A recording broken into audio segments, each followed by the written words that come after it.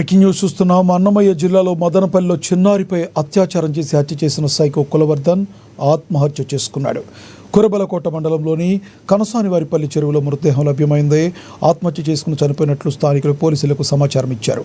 ఇక ఇదే విషయానికి సంబంధించి మరింత సమాచారాన్ని మా ప్రతినిధి మున్నయ్య అందిస్తారు. మున్నయ్య, చెప్పండి, సైకో కులవర్ధన్ ఆత్మహత్య గల కారణం జనాలు ఏం చేస్తారన్న భయమేనా?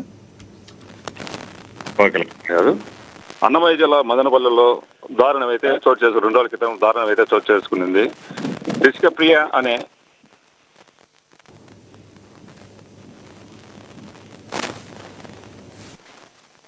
గోపీనాథ్ కుమార్తె రిష్కప్రియను సోమవారం అదృశ్యమైన సంగతి అందరికీ తెలిసిందే. రిష్కప్రియ 7 సంవత్సరాల బాలికను అదే వారి ఇంటి ఎదురుగున్నటువంటి కులవర్ధన్ అమానుషంగా లైంగికంగా వేధించి చంపి ఒక డ్రమ్ములో కప్పిపెట్టిన విషయం అయితే తెలిసిందే. ఈ విషయాన్ని మదనపల్లి పట్టణం చెందినటువంటి కొందరు సీసీ ఫుటేజ్ ద్వారా పోలీసులకు సమాచారం ఇచ్చారు.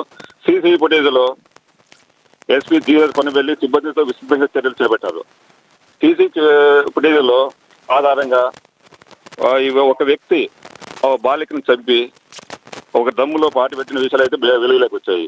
ఈ నేపథ్యంలోనే బాలిక హత్య కేసులో నిందితుడు ఇంటి వద్దకు స్థానికులు అయితే చేరుకోవడం జరిగింది. అక్కడ ఉద్రిక్త వాతావరణం నిలిచింది. ఈ విషయం తెలుసుకున్న స్థానికులు అయితేనేమి, బంధువులు అయితేనేమి, కుటుంబ సభ్యులు అయితేనేమి భారీ ఎత్తున చేరుకొని వాళ్ళ ఇంటి వద్ద తర్వాత నేషనల్ హైవే కూడా బ్లాక్ చేసి నిన్న ఉదయం 9 గంటల నుంచి కూడా రాత్రి 7 గంటల వరకు ఈ సంఘటన నెలకొంది. చివరకు లాస్ట్ ఎట్టకేలకు కర్నూలు డిఐజీ కోయ ప్రవీణ్ ఆధ్వర్యంలో వారికి నచ్చజెప్పే ప్రయత్నం చేసి మీకు ఖచ్చితంగా న్యాయం చేస్తామని చెప్పడంతో అక్కడి నుంచి విరమించుకొని వెళ్ళిపోయారు. అయితే ఈ దినం ఒక చెరువులో